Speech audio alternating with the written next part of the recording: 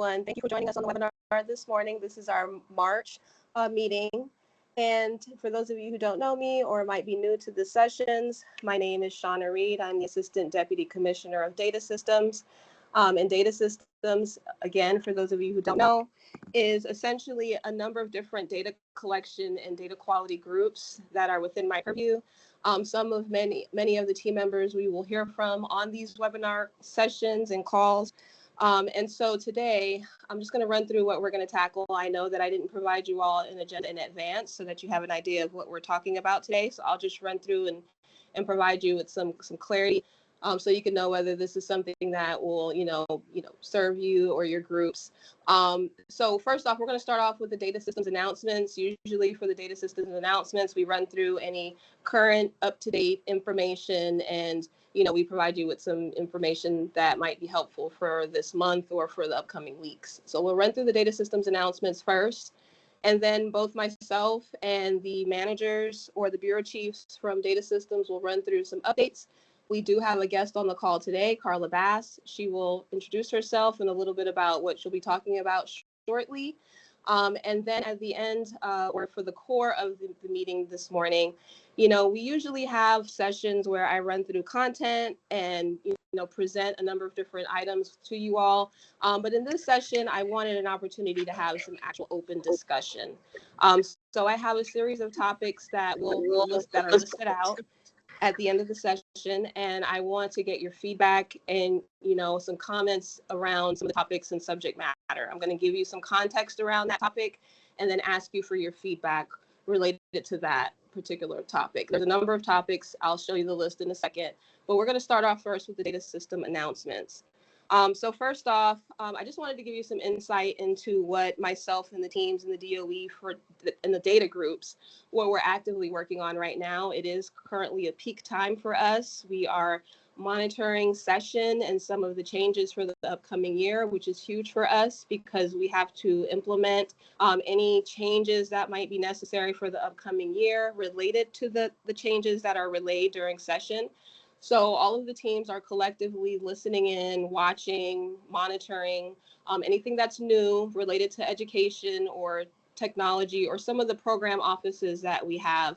If there's any policy or legislative language that might be changing that will impact what we collect. So right now, that is actively what we're doing. We're compiling the upcoming changes for 2025-26.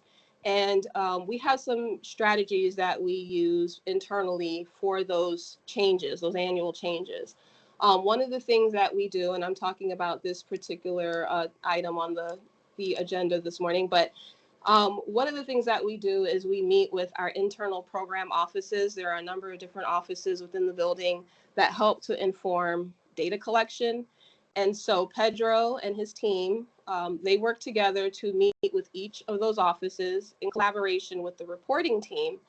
And we meet with them to determine, are there any changes that are needed for the year related to legislative updates or new legislation, whether it's bills, administrative rules, policies within the department, and they communicate to us anything that's currently on their radar for a potential change.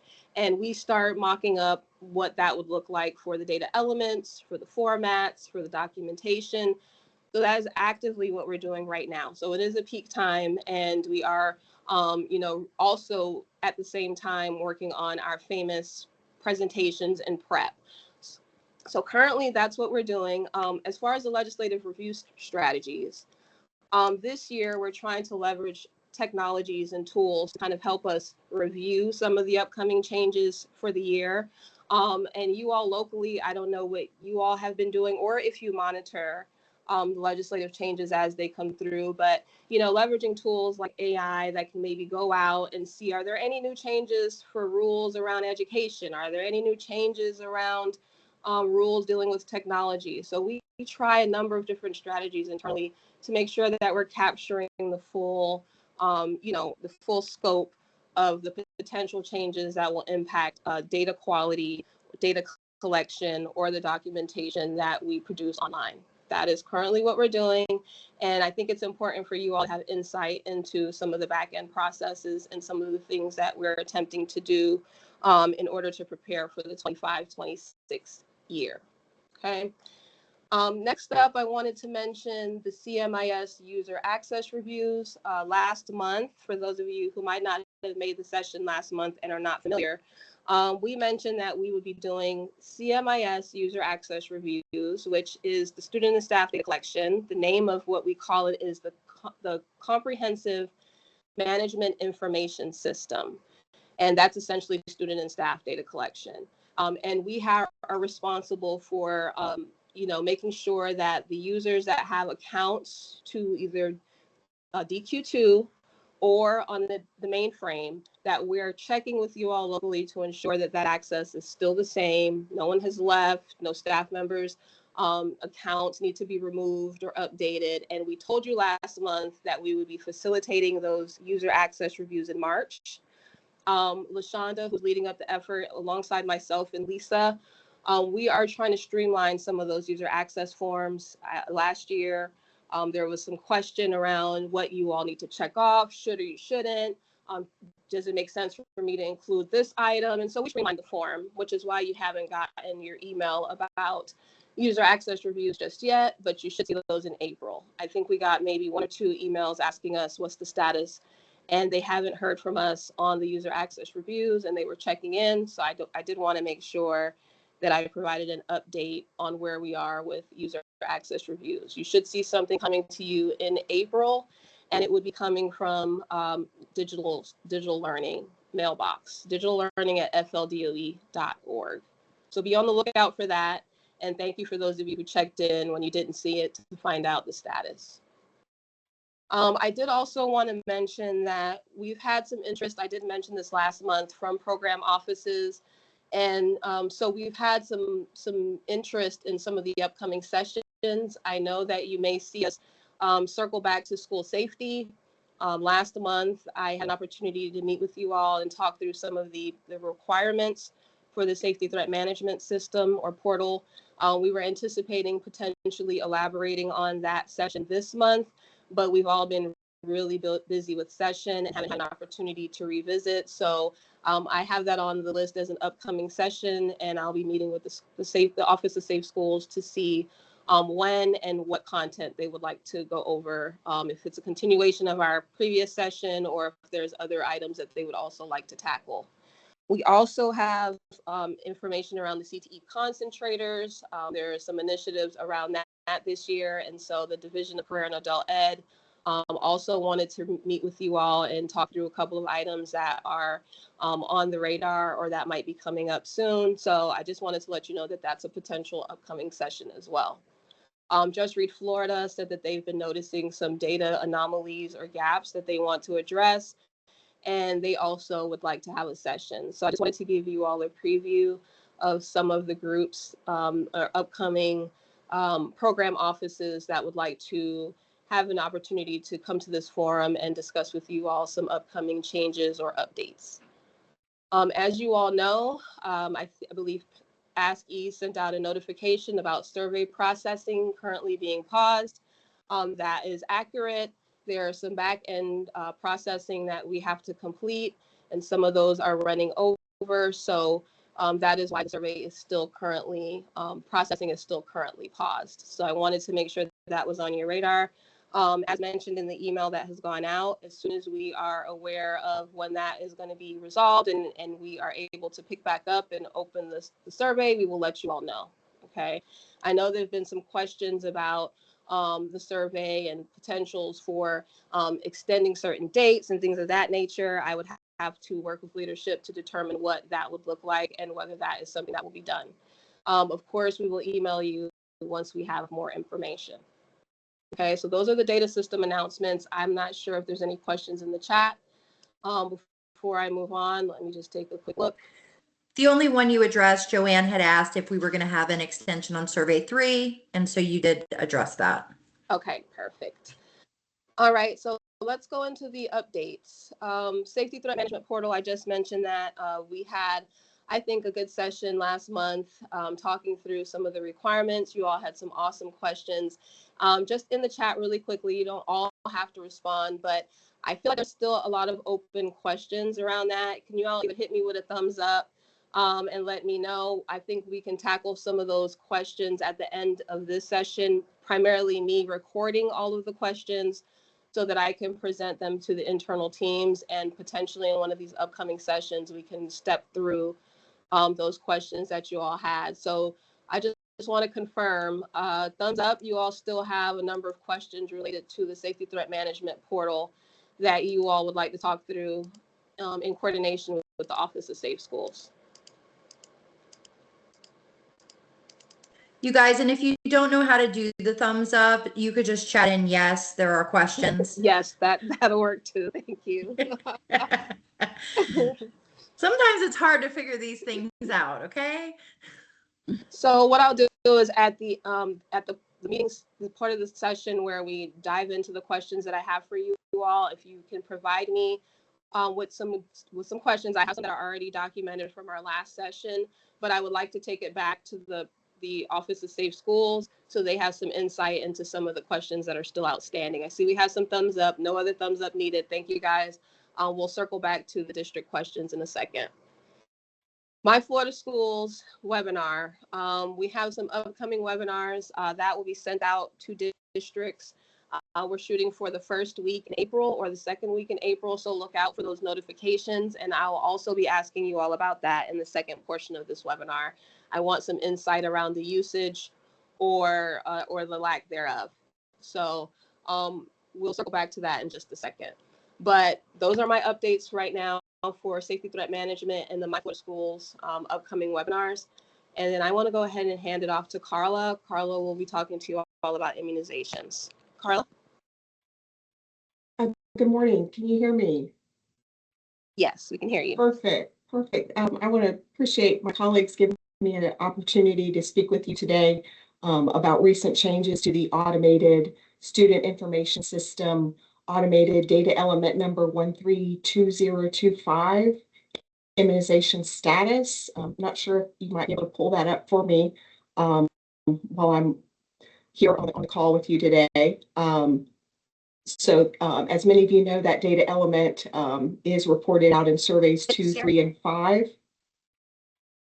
I'm sorry, Carla. Hey, it's Lisa. Do you want me to share the immunization status data element for you, ma'am? Yeah, that would be awesome. That would be awesome if you guys could do that. I'm going to go ahead and do that. You can go ahead.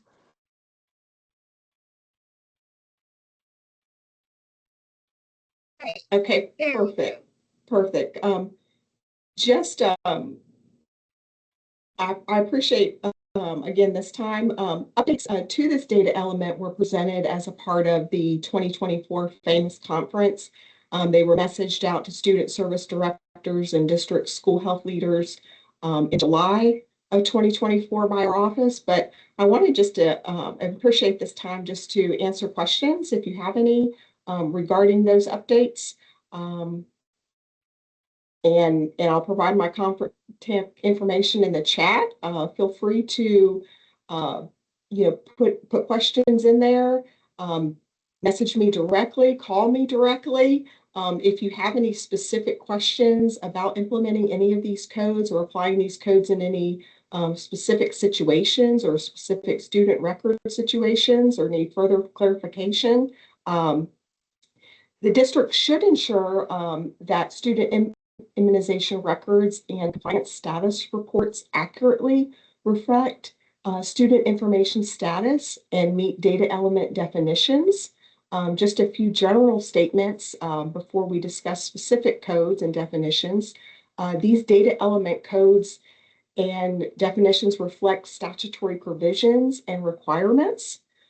District school boards must enforce policies that require that before entering or attending a public school in Florida in grades pre-K through 12, students must have Florida Certificate of Immunization, Part A, that's DOE Code 1 or Code 8 on file with the State Immunization Registry, that's Florida SHOTS, indicating that they've met immunization standards for their grade. If students do not have a Part A, Code 1 or Code 8, then they must be meeting a presenting qualifying exception to that Code 1 or Code 8. So what I mean by that is those are 30-day exceptions that should only be issued to students with qualifying exceptions. And those are students experiencing homelessness, the DOE code Y, a transfer student from a school in another Florida county or school district, that would be the DOE code W, students entering juvenile justice education program or schools, that's a DOE code X, or children of military families, that's DOE code U. It is the school's responsibility to follow up with students with temporary medical or 30-day exceptions, ensuring students complete the required immunization series. And just one additional note I want to make too is that sometimes there's confusion about out-of-state students and are they transfer students. Students entering a Florida school from outside of Florida are not transfer students, as their enrollment is an initial entry into a Florida public or private school. And so there's no grace period or 30-day exception that is permitted for these students entering from another state. So I just wanted to provide that. Now, speaking about the new codes, those were codes U and code V that were added to the data element effective for the 24-25 school year. So first, code U, that is for students who are of military families. This provides them with 30 days in order to obtain the required immunizations for their grade level, and they could be coded U in the data element. The next update was code V was added. This code V provides school districts with a code and definition that reflects statutory requirements. Should a student enrolled in the district no longer meet grade level immunization requirements, and that happens sometimes. Students who may have qualified for this code include students who have initially enrolled with a temporary medical exception that is now expired. So their code 2 is expired. That date has expired. Additionally, code V may be applied to students that are beyond the 30-day exception provision permitted in statute. And so districts may use this code V to record those students who are no longer meeting grade level immunization requirements. The last code that I just wanted to touch on was code 0. These are students in virtual instruction program who do not come to the district school building for any activities and for whom no other codes apply. No form is needed for this code. This code can be used locally for students who do not participate in school activities on the school campus. For example, home education students and migrant non-enrolled students. So those are just some of the codes that I wanted just to focus on real briefly and offer my contact information, which I'll put in the chat, as well as speak with any questions that you may have at this moment, which I'm looking in the chat. If the code W is not used for students that are coming from another state, when would the code W be used? Okay, so that code W is for transfer students. Those are students who are coming from district school to another district school. So say Leon County School to Polk County. And maybe if it's the time when they are entering in your school and we're waiting for those records to be transferred through the FASTER system to obtain that CUM record that maybe has those immunization records in there, or that Department of Health DH 680 form. So if you do not have records from that student and they are a student who's transferring from a district school to another district school, that is where you can use the code W. Hope I answered that question, Laura. Feel free to contact me. I'll put my contact information if we need further conversation about that. But code W is not to be used for out-of-state students. Students that are out of state must meet that initial enrollment requirement. Code V, Holly, does result FTE loss since excluded from attendance. Schools will need to utilize their policies and procedures regarding attendance and apply those policies that are district policies to record attendance should a student be missing school due to the lack of immunization and not meeting immunization requirements and being excluded as law requires. So I would say work with schools, work with before a student is at the point where they're going to have an invalid record, meaning they're going to be expiring with a code 2. Really, those supports and those contacts within the district should be utilized so that we are not having students miss. Are we contacting parents? Are we telling them that their record is going to be expiring, say, in 2 weeks, so that they have ample opportunity to get in to obtain an updated record? All of those supports should be utilized.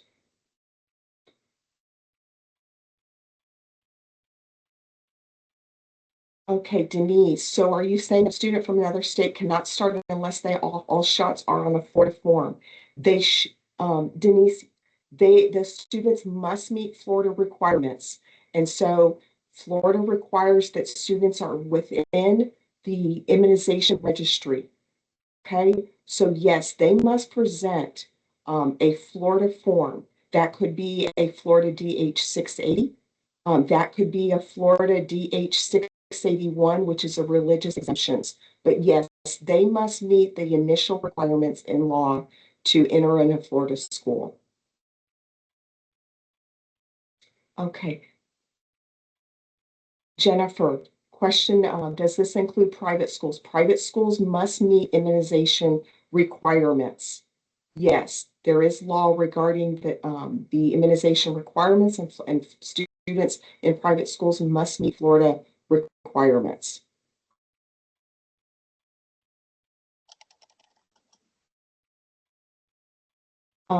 Dorian, edit 51, validation immunization status edit. If a student does not have a code 0, 1, 2, 3, 4, U, V, W, X, or Y are the district impacts.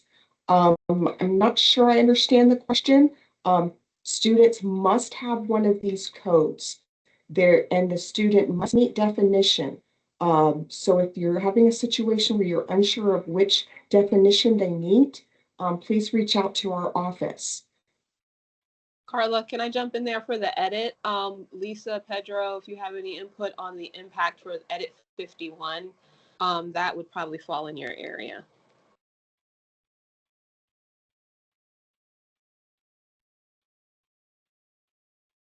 So I was Oops, looking at, that came out a little bit big on that. Sorry, I dropped that in the chat. yeah, No worries. so I can share the edit 51 that Dorian is mentioning here. And if a student does not have one of these codes, and did you mean to exclude code 8 or I mean, are you saying they're reporting code 8?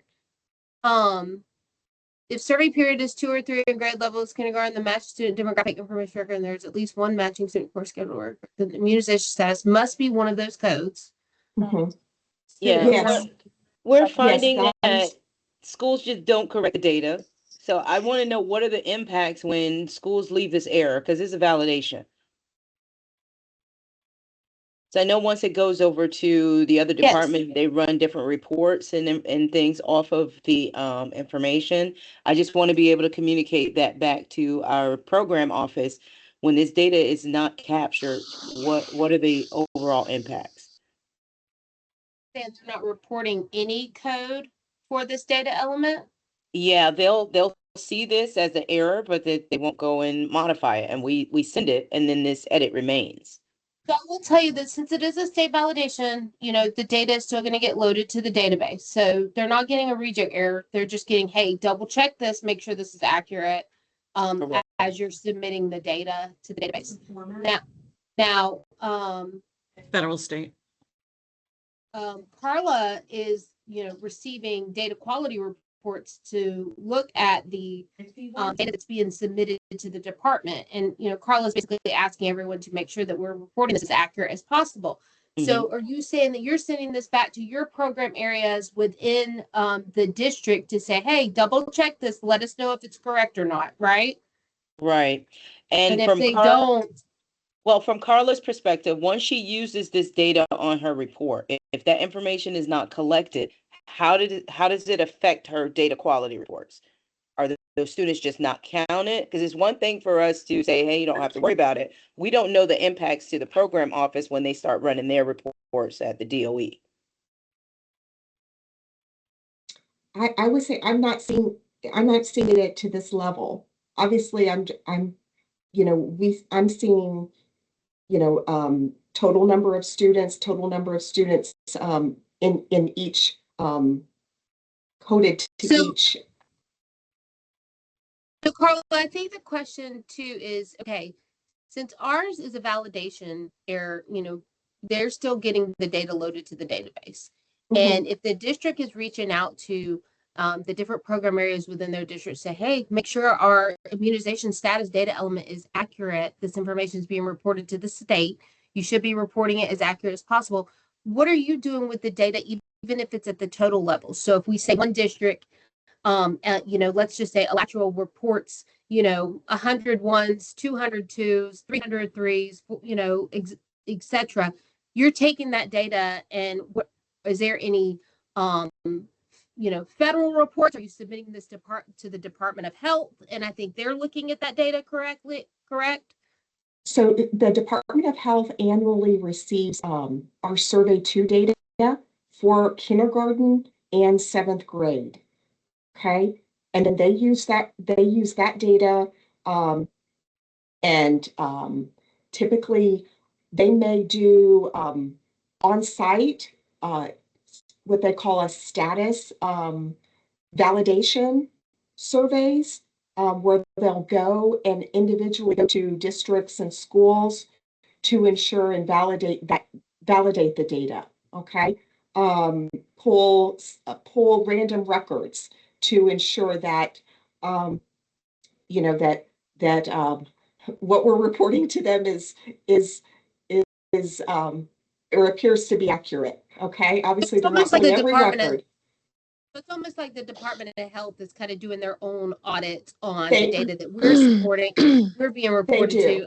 They do, the schools to actually see, is it matching? Right, and then they actually report data federally as well, on student vaccination records. Obviously, this supports policies, this supports recommendations. This gives them really an insight into student immunization, vaccination compliance.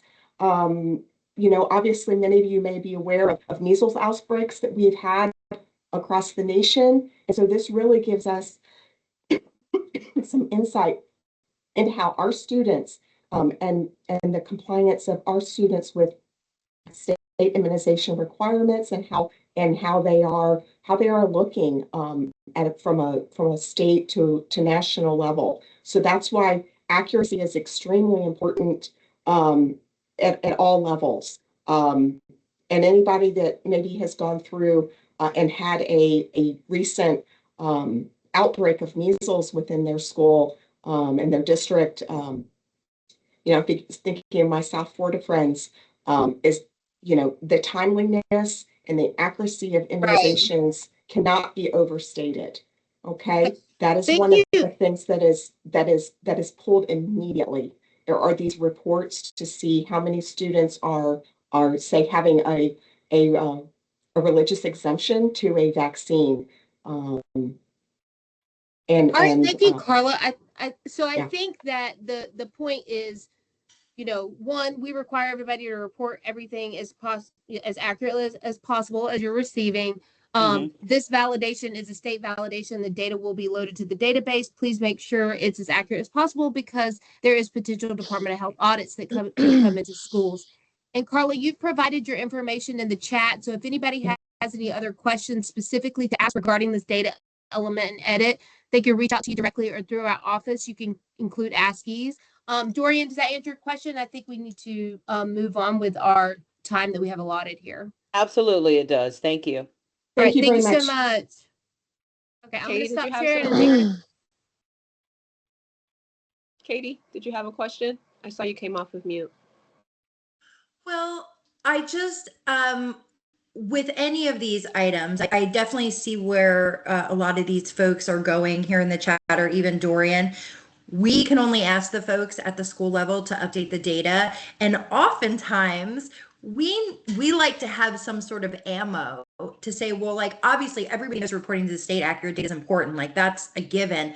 But if we're asking them to do it and they still don't get it in time, it's sometimes helpful to say, well, hey, if you don't get this data in, it's going to impact funding you may receive for these health programs. Or, we like to have some ammunition. So I think a lot of us often ask that. It's not that we don't know it's important, or yeah, of course we need to update accurate data, but it helps us to know the why, so we can then say, hey, you better do this or else this. So I think just in general, when we're talking about why and data validations and what happens if they don't do it, it helps us to know the backstory so we can have that ammunition. That's all I wanted to add to the conversation.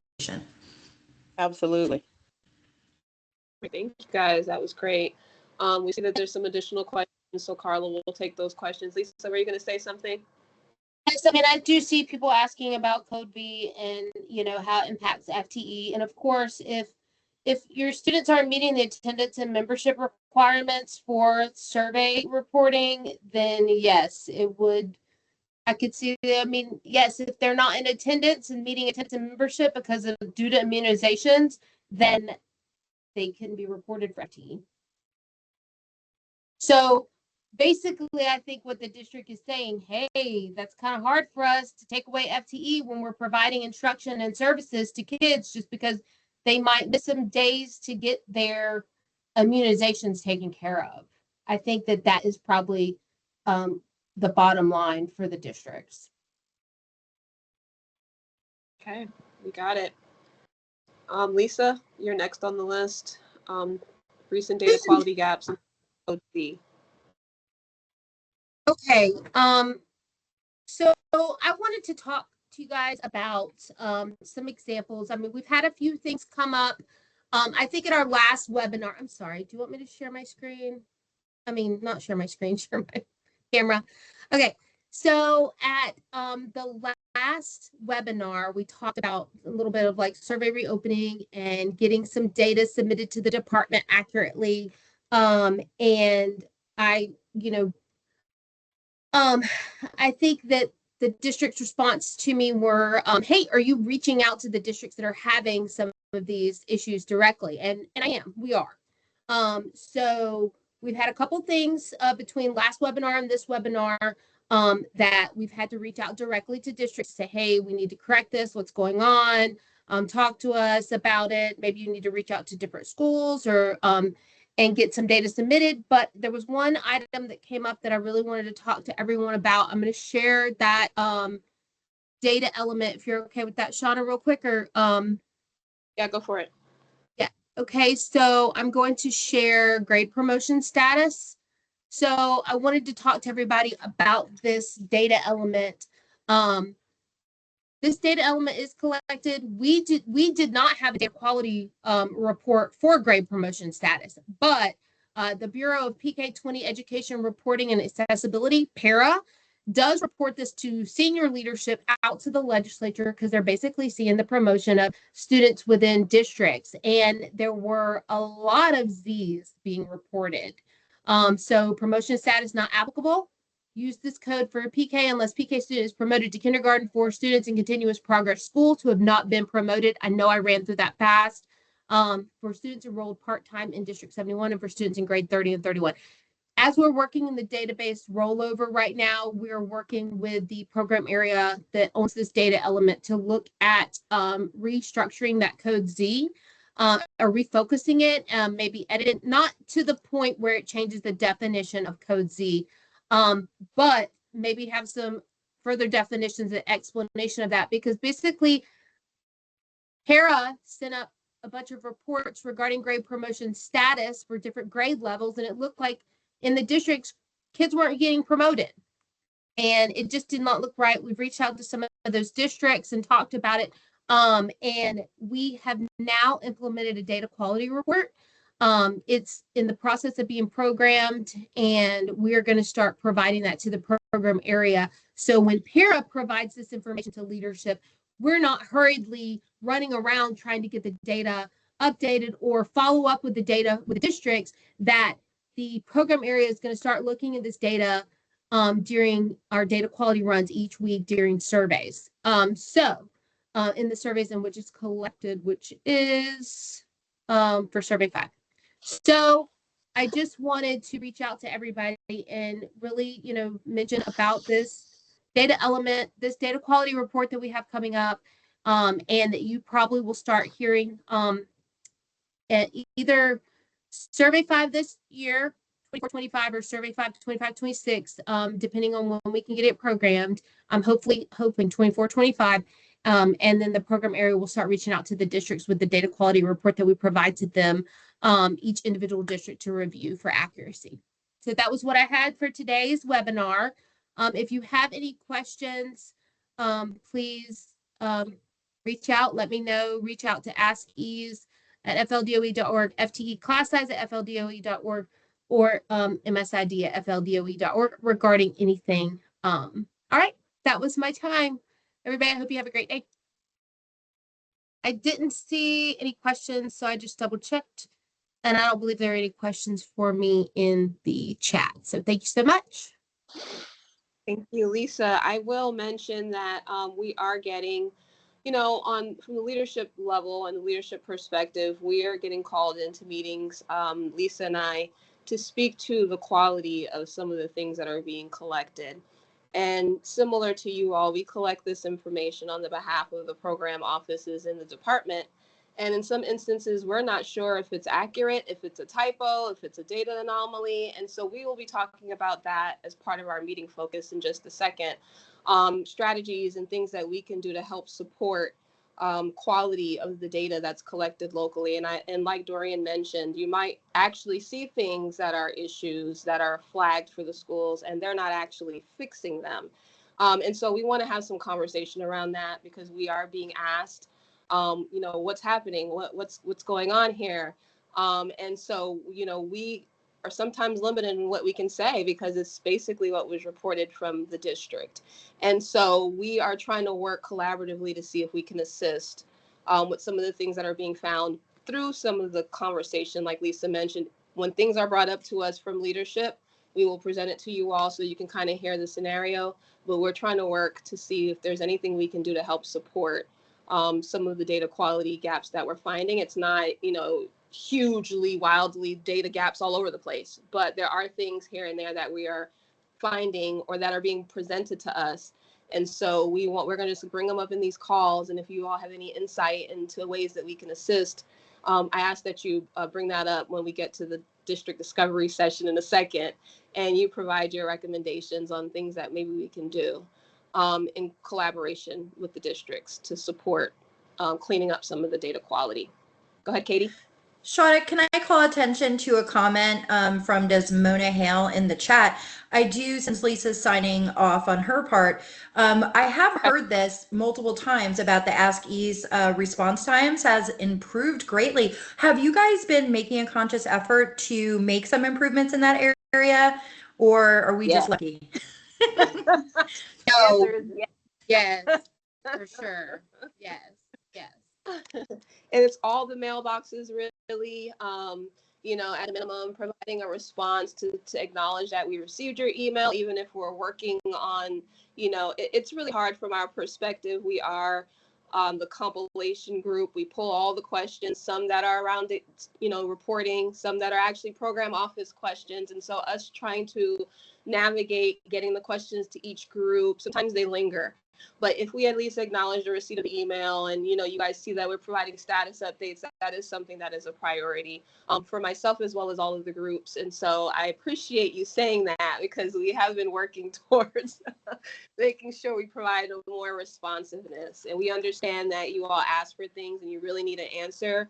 We get it. And so we are really trying our hardest collectively to work on that. Go ahead, Lisa. I just wanted to say I really appreciate that.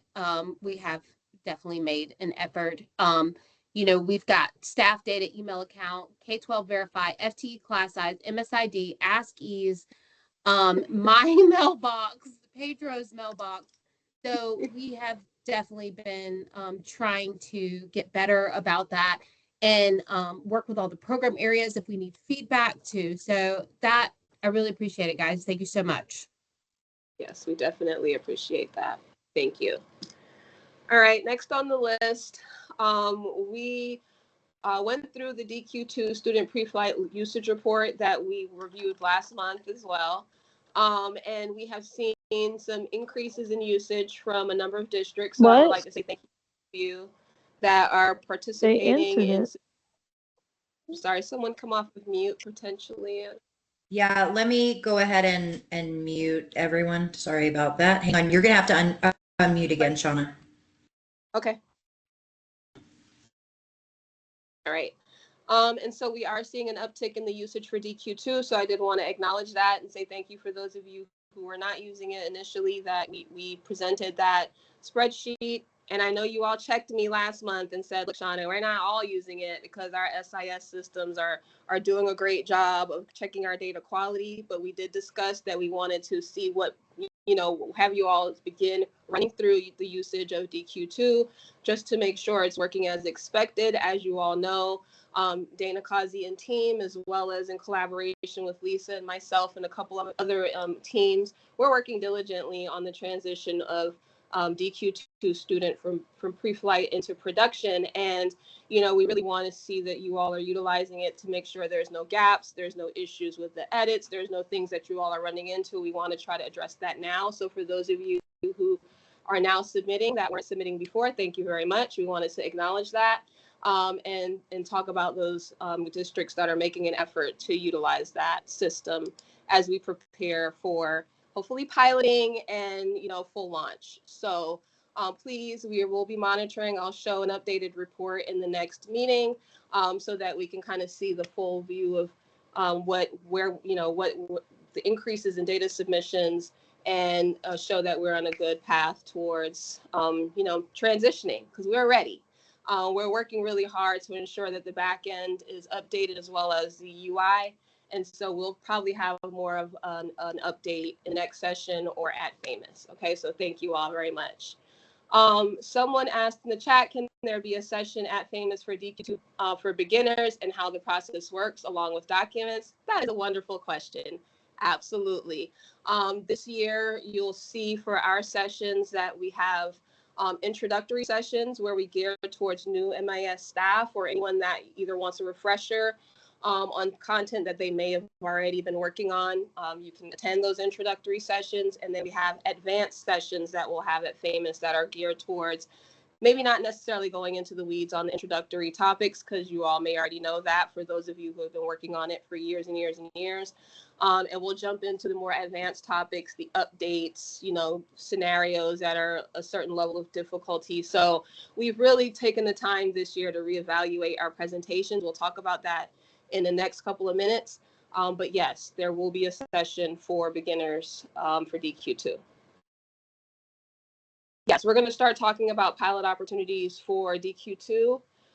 We are still working on the back end, so we'll probably have a little bit more information for you by the next meeting around what the vision is for 25-26.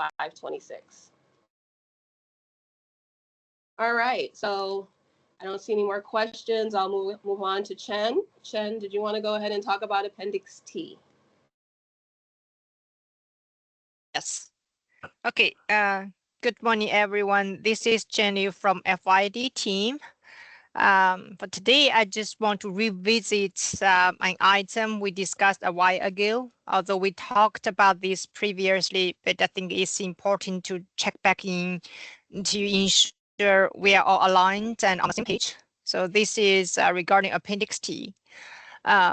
It's this table is the district contact for students identifier. So I would like to know if you use it for anything beyond the FAID related purposes. If so, could you please share some examples of the situation in which you use it? And Katie, we're okay with people Mhm. coming with mute if they don't want to do it in the chat. We're okay with Right. Mhm. Yeah, absolutely. Please unmute your microphone if you want to contribute to the conversation. I just muted during the Right. presentation.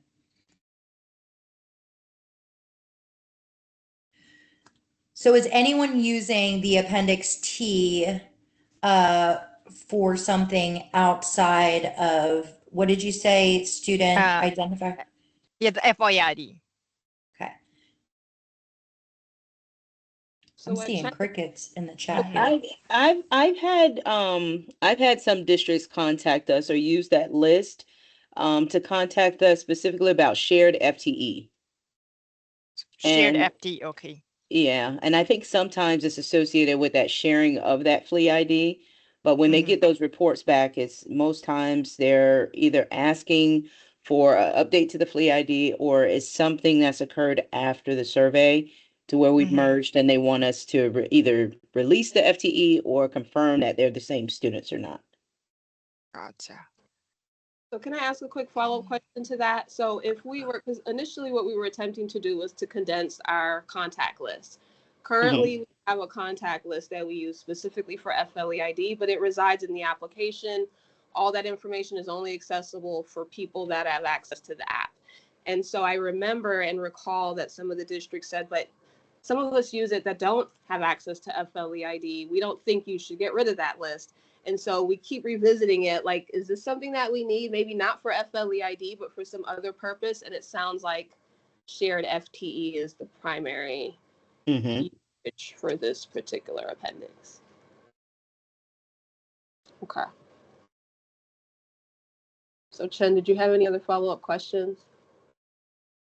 Oh, and I see a question in the chat. Does Appendix T and the contact list directory match? Are you talking about, Shelley, the contact list in the FLEID system?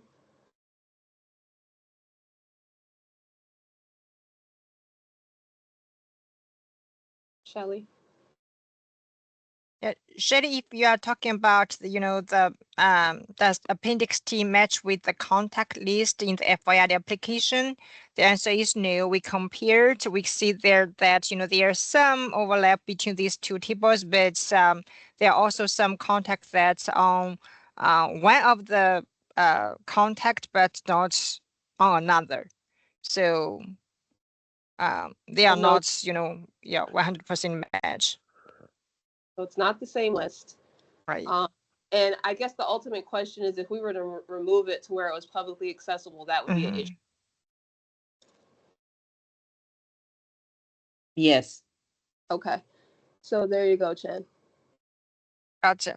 Okay. I think it's being used not necessarily for FLEID purposes. It is, Mhm. but primarily for FTE reconciliation dealing Right. with the FLEID.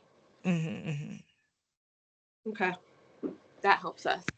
Did you see the question about how it gets updated? Vicky is asking how does she get Appendix T updated for her district? Or for Flagler, I should say. Lisa, does Appendix T emails for updates come in right now through ASCIIs? Yes.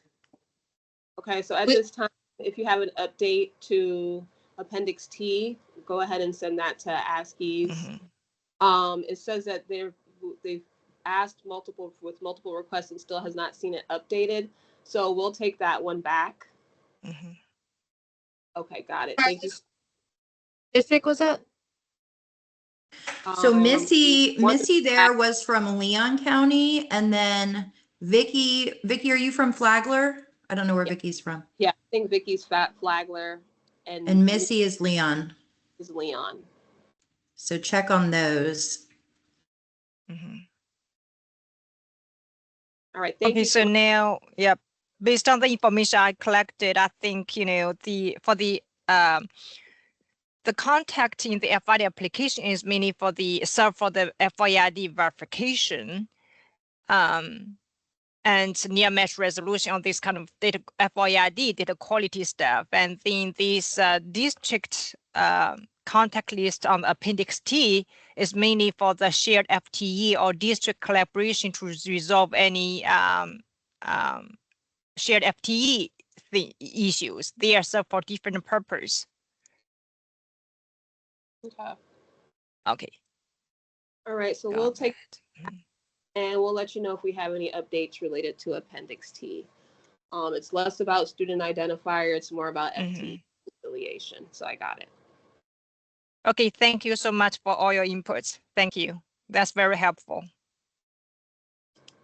All right, guys, I don't know that LaShonda's on the call, but all we were going to talk about on this particular item is now that she streamlined the form, it was going to give you an opportunity to see the updated version and just let you know what we're really looking for on that form. But I think that we can, once we send it out, if you have any questions, you can clarify those questions with digitallearning@fldoe.org, and they will be able to provide you with some clarifications around any questions you might have. So we're not going to dive into too much detail on the user access reviews unless someone has any questions about those. But again, if you have any questions that arise as you're filling out the user access form, please reply back to Digital Learning, and she will be able to assist you with any of your questions. Again, remember, when you get this form, we have a time frame, a very tight time frame on us getting it back. All of our audit reviews are for July 1 through June 30th.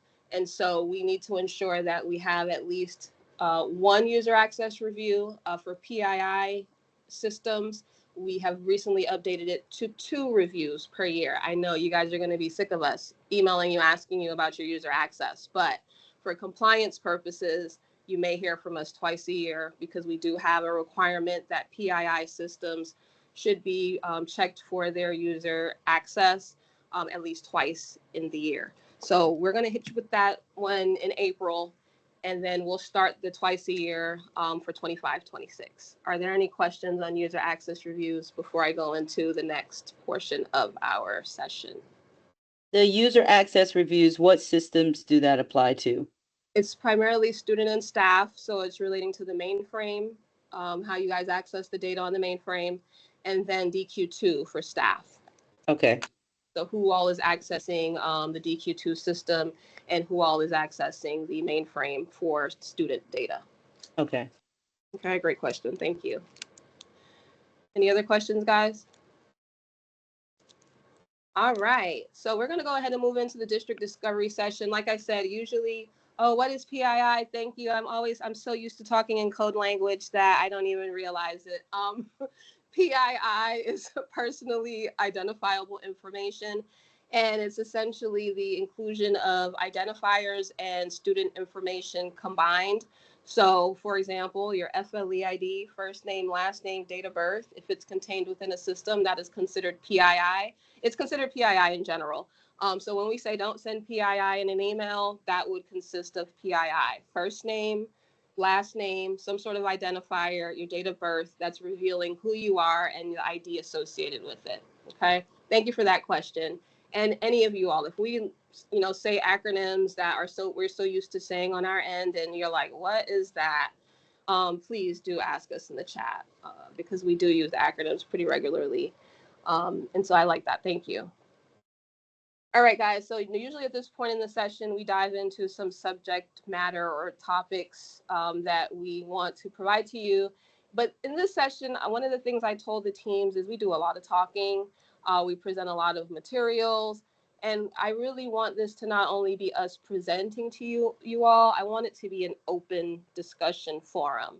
And so that is why we have this last session today. We may go the full hour. We may just go as long as your questions as long as our questions are posed.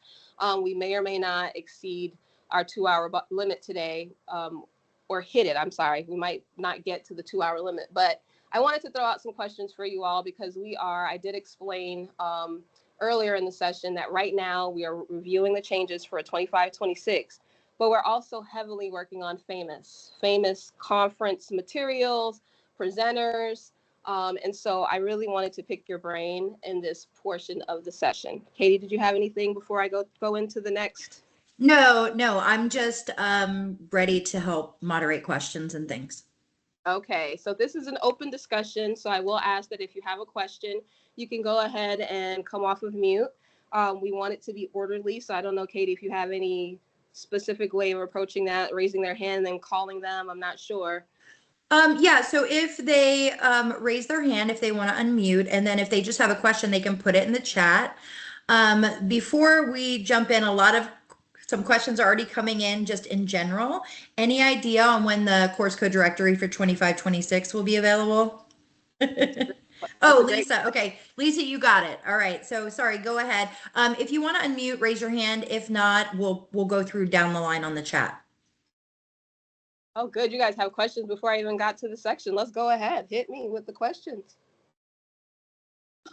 It looks like, okay, so before we jump in, I understand that you are talking about, do you have the sequence, like FAMIS topics first and then other topics, or is it just a free for all? You want to do it that way? So initially how I was going to approach it was we are actively working on FAMIS. And so I had some questions that I wanted to toss out there, but I am also open to questions that are not on the list that, Okay. you know, we wanted to pose. But before So we let's do the FAMIS presentations first, because I'm afraid once we open the box, we'll get lost in, Yeah. Okay. Well, my first question is about these actual sessions, the FAMIS webinars. You know, the teams and I, we pull together the content based on things that are happening within the department or within our daily operations that we think might be good content for these sessions. But what I want to hear from you all is, you know, what are the things that maybe we're not tackling that you want to hear more about? Or what is it that we're doing well in these sessions that you enjoy? I kind of just want to open it up so that we are aware of, are these webinars really serving the value that you're looking for? Are there things that we're not capturing that you would say you would think would be really great for us to capture? So let's start off with that, FAMIS webinars and feedback around the monthly webinars, and you know, what do you like we do better? The monthly webinars that you guys have been doing, and I'll just share the feedback I've received feedback via the FAMIS mailbox. And so the first group of feedback that I receive is always very positive. Thank you for doing this and keeping conversations open. The only constructive criticism or changes that I have received, and other folks can jump in, is they would like an opportunity to submit topics for future sessions and or get a look at the topics in advance of the meeting so that they can invite subsequent personnel that these topics may apply to. So those are the two main points of feedback I've received about the webinars. Does anyone else have feedback related to these monthly webinars? And thank you, Katie, for that preliminary feedback. I am writing this down to make sure I have it documented. I already had one of the current recommendations as agenda, and I know that that you all have also communicated capturing the action items so that we can revisit them at the end of in the beginning of another session, and then maybe recapping some of your previous recommendations. So thank you, Katie. That adds to the list that I have, but I'm open to hear. I like the sending the topics for us. I like that. Okay, so a chat, I agree with having an agenda. We can relate stuff, you know, assign staff that, you know, that would be helpful. So overall, opening this line of communication is fantastic. Even if things are tough, folks know, hey, I have a call this month, I could ask these questions. So overall, I think it's very beneficial. I don't see any other constructive feedback coming in the chat about this. Okay, so that takes me into the next topic. And if you all think of something after we leave and you're like, darn it, I should have mentioned it on the call, you can send feedback or responses to these webinars to digitallearning@fldoe.org. I know everyone is used to the Ask Ease mailbox, but an easier way for us to get to all the email content or the webinar content and questions and feedback is through the Digital Learning mailbox. I'll put that in the chat so that you have it available, and you all can send any additional feedback that you might have to that mailbox. My next question is around the conference itself. So we are actively looking at the presenters and some of the subject matter that we present annually. And, you know, we pick the presenters, we pick the content, and we look at a lot of your survey feedback around how we can refine the presentations and some of the content. But are there any program offices or subject matter that you would like us to cover that you've been asking for or really interested in for many years and you haven't had that represented at the conference? Roundtable signups for districts to work with DOE on individual questions. So we do an open lab every year that's typically just been offered on one day. I know Shauna is looking at doing some fun and new things with that. Shauna, do you have anything to add about any kind of different like roundtable / lab time that you're doing differently? So that's a great idea. We've been thinking about leveraging the lab room for more than just pop-ins and appointments for you all to follow up with us later. I have been getting some feedback from the internal like program offices saying if you could provide us the questions and then we can answer them at FAMIS, that would be great.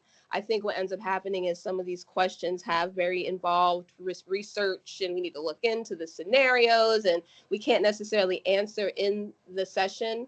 And so we are looking at more workshopping, roundtable session, you know, type, you know, ideas. But for this upcoming year, we do have some new items that we plan to explore in the lab room. So we would love for you to check it out and tell us if it's a hit or a miss. Yes, and to go on to that same question from Roseanne, they always do a DQ2 session. I love that Sean is looking at doing like a DQ2 beginners and an advanced because, you know, it's hard if you know a lot to sit in a beginners and vice versa to not know so much and sit in advanced. So I would imagine they're going to cover both of those areas. Is that accurate, Shauna? That's For correct. DQ2? Okay. Yeah. And then is it on the map to have a Survey 5 FTE additional funding session that gives some detail? Because I don't know that we've done additional funding very often at FAMIS. Oh, we can. Yeah. If you guys give me topics like this in advance of us, you know, prepping for the presentations, even if we can't get it in, let's say, for the conference, maybe we've missed it for this year, we can bring it up for upcoming webinars, the monthly webinars, so that we can maybe, you know, do that in the interim if we hasn't made it in as a topic for the conference. But go ahead, And Katie. Kimberly just put in a question that I have heard echoed. I don't have a solution, and I think Shauna touched on it a minute ago, but it can be frustrating when any presenter is talking about a topic and you have a question and that question can't get answered on the fly, and it can be hard to follow up. My hope moving forward with Shauna's team being so good with communication is that if we do have unanswered questions in the sessions, that maybe our first monthly MIS meeting back from FAMIS can just be your FAMIS questions answered or something where we can follow up. Shauna, what are your thoughts on that question? I'm definitely open to that. And so we could maybe bring them up in the monthly webinar to see which ones we were able to tackle, which ones we weren't, and really just keep that comprehensive list until all of them have either been addressed or directed to the appropriate program office that may be able to provide some insight into the question in more detail. So yes, I agree with that. I love the sending the topics in advance. You know, to us. So if there's something you want to talk about, I can try to get the program offices who are responsible for that in the room or on the call. I really like those suggestions. So yes, we're definitely open to it. I know, sorry, go ahead, Katie. No, if you're still on that topic, I was moving to the next question, but you go finish on what you're doing. I know these are my current recommendations from just looking at your survey feedback when it comes to the presentations, but don't read from the presentation slides. That's like number one, and I agree, that's boring. I can read it before I get there. So that has been something I've communicated to the bulk of the presenters. Please stop reading from the presentation slides. Another item that I had on the list from the survey feedback was be prepared to answer in-depth questions, not just basic concepts. And that seems to tie into you all saying you can't get the answers in the session. You're not getting in-depth responses. You're getting surface level responses that need to be taken back for more discussion. Another item that was requested in some of the feedback was to provide scenarios and examples, which we've tried diligently to do that this year. I will say that if you have specific scenarios or things that are like, you know, in depth or down in the weeds, that we get those questions beforehand, because then I can provide them to the program offices and they can come prepared to answer those questions in detail, versus attempting to collect that information in the lab room and answer the question at the same time. So I also know that we had a lot of please with the fast talkers, don't rush through the content, slow down. Or we had the slow movers, don't get sidetracking in the weeds, finish the presentation. So it's the one extreme or the other. So those are all currently on our radar. Let's see, what else do I have? Well, and so Shauna, so one of the things that I don't know everybody knows that I think is helpful to clarify is that Shauna, though, is the point person for the FAMIS DOE sessions, she is oftentimes having to coordinate and grab from other departments. So we do try to get ESE, ESOL, audit sessions. We try to get all these other programs to participate, CTE, all of the things. And one thing that I know has been lacking is the virtual session. It's just not been what people have wanted. So I can tell you a little behind the scenes deal is that while the state is bringing their staff, I do have some presentations lined up from district level folks. Some of you may know my colleague Aaron Nicely. He is planning on doing a comprehensive virtual reporting one, and the reason why is because supporting 20 districts, we see what a struggle it is to report virtual and how confusing it can be. So he's drafted a presentation that I think will be really useful, and he's hoping to team it like right after the state's one so that it can be a collaboration. So for folks asking on here for virtual, I think you'll be really happy with what we're offering this year. Auditor General is coming back, so Connie, that one's coming back. Shauna, can you speak to the D&E reporting? So that would fall under like student data, attendance, record keeping. Is there anything on the menu for that? I don't think we typically do that. As far as our current presenters? Yeah, so Joanne, No, can you elaborate? Or sorry, go ahead. no, I was just asking Joanne to elaborate. To me, that's like attendance, record keeping, D&E, like how to handle the first week of school type deal or the first 10 days. Is that what you're asking for, Joanne? Can you hear me? Yeah. Okay. Yeah, no, it's actually when we after the first week of school, when we finally find out where these kids have gone, like let's say they went to another district or moved out of the state, we're just struggling on what formats need to be reported. So we need to know. So we put the correct withdrawal code, and then from reading all of the format information,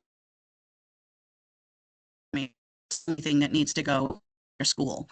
But my reporting system keeps pulling all the formats, and it causes a lot of other issues. So we're just trying to understand the D&E and what's actually needed to be reported. So maybe Lisa, would that be your type presentation? I just don't know, or Shauna, you tell me. So I mean, we do have a program area for attendance, record keeping, progression, promotion. And I don't know, Shauna's coordinating that. Joanne and I have chatted back and forth about this topic. And I can also share with that group too, Joanne, to see if there's any additional information that they could provide from your inquiry. But I don't know if they're planning on doing a presentation at FAMIS this year, but I think that that'd be a great idea, because I can tell you how many questions we get in on Appendix A, and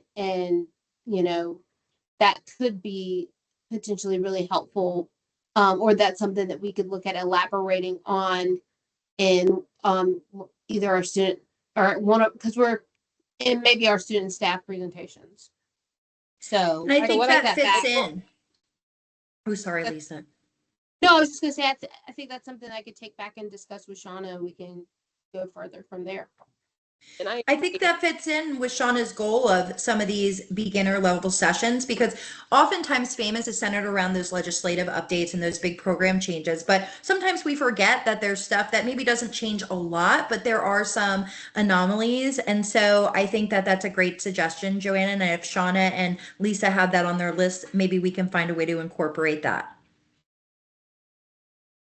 yes, perfect. Perfect.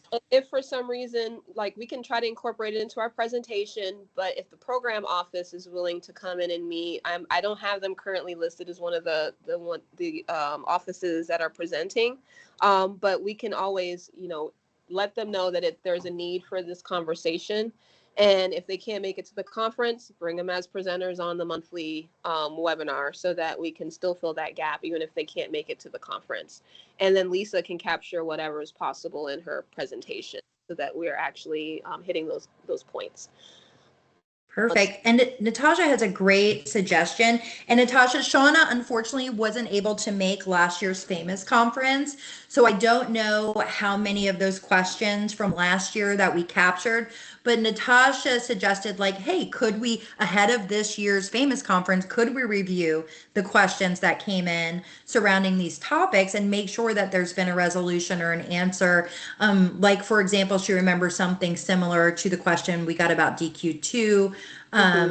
So I don't know how much good data you got back. I know you weren't there, so you don't have ownership of what was taken, but moving forward.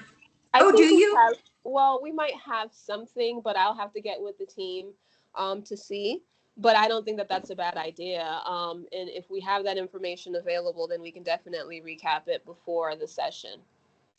Yes, you know what, Shauna, I send Shauna the feedback from all of her sessions so she can see how her presenters were rated and the feedback. Maybe we add a question to those surveys that said, hey, please list any unanswered questions from this session, so that she has it in a nice spreadsheet with even the follow-up. So if we added a question to the survey, then you could get those questions in that nice format. Oh, that'd be great. Yeah, because I literally look at all of that feedback. It's I know valuable. you do. And so I think that you all take the time to provide that feedback, and that we should be looking at it and leveraging it to make those sessions, useful for you locally. So definitely, I think that'd be a great idea. Go ahead and add an additional question.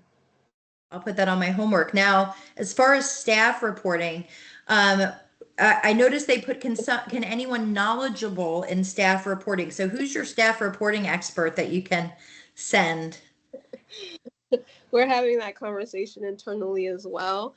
So we'll have, there's been a lot of turnover in a lot of these different program offices, and I know you all encounter that as well in the districts. And so with that turnover and people coming in and out, some of the information and knowledge retention, the transition takes some time. And so we are working internally with all of our program offices to identify, like, who is the data person, and get them up to speed on what the expectation is for each of their offices around some of the policy and information. So we can try to get you a staff data reporting person who is knowledgeable, because I know that is one of the main things you put in there. So we'll definitely provide that information potentially in one of the follow-up monthly meetings. So if anybody on my team, if you can grab some of the questions like this one so that we can bring it back up in the next monthly meeting and revisit.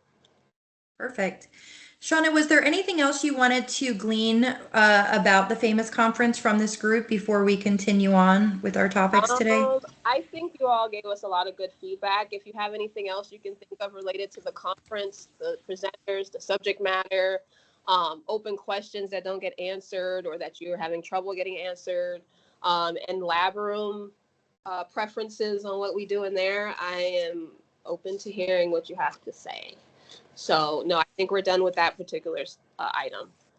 Okay, so we had a question at the very beginning of this discussion about the discipline safety, and I also included that in this. But if you look in the chat, I think the main topics we need to talk about, and you guys on the call, please jump in. But essentially, if everyone on this call's goal is complete and accurate discipline data, there's some things that I know me and you have talked about, Shauna, but I think as a group, the number one thing is remaining the district's SIS as the main point of entry of the data. And I think that is something that has been echoed to me repeatedly because yes, I don't sit in the seat at this moment. I am a support person for districts, but I've sat in the seat and I know that anytime you're doing multiple entry, this is a problem. So I think that is kind of a key point. If all of the people sitting in the seat are saying like, hey, we've got to have one point of entry for accurate data. And I understand the goal is real-time data. And so if an API can feed, and this is like a broken record conversation, API can feed that initial record of assessor and discipline into your safety system. It can be real time. And also, and this is the part I think everyone was not on the same page about last time, also updates, because it cannot be expected that there'll be double entry. And then the fifth and sixth point is preferably we have 2 districts beta test this process because as you guys know, we've talked about this before, there's going to be a session at FAMIS. This poor woman from this company is going to come present and we want it to be productive.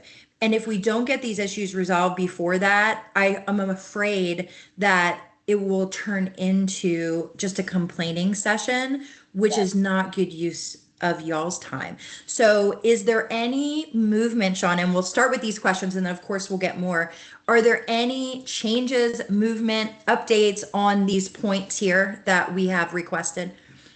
I think there is some movement and some updates on some of these questions, but I would love to run through these questions in collaboration with the Office of Safe Schools because I'm really coming just from the technical, perspective around the data collection. Whereas I think some of these questions around updating and whether the SIS is the initial point and updates and I really think they need to be a part of the conversation. I kind of went through the pieces that I'm familiar with and that I can speak to in that last call. And I really kind of breezed through threat management. I didn't get an opportunity to really go down into the granularity of with how that would work and some of the assessor pieces. There were a lot of open questions. So what I will do is present the questions that you compiled, Katie, to the Office of Safe Schools and any other questions that you all have.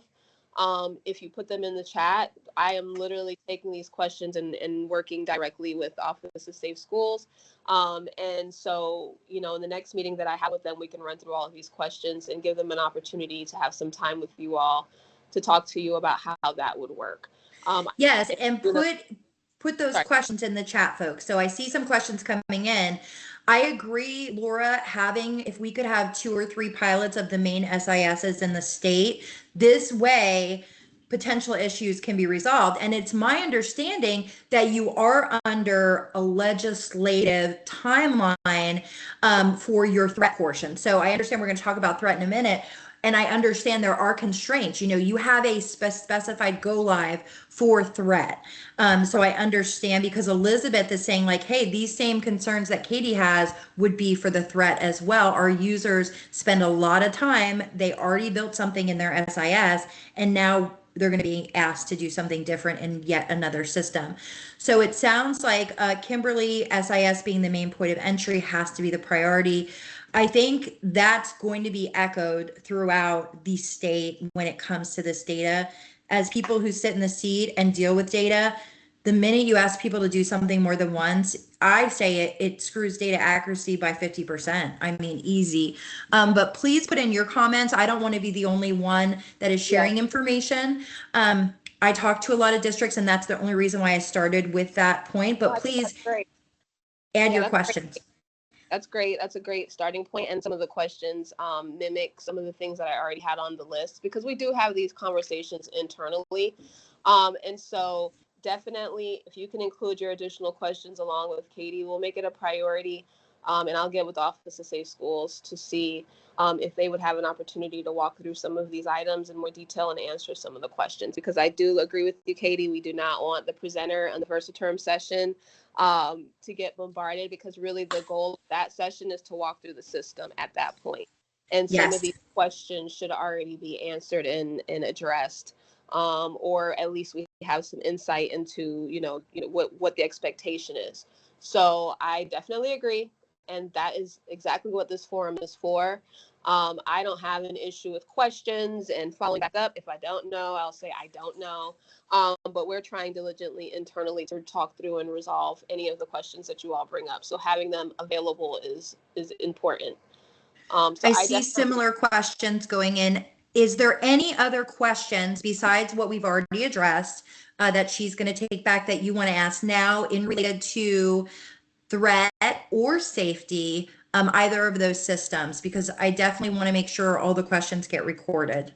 Well, I also mentioned a couple of the other questions that I have documented from the last session was, of course, I know one of the number one questions was the SIS, so I have that recorded.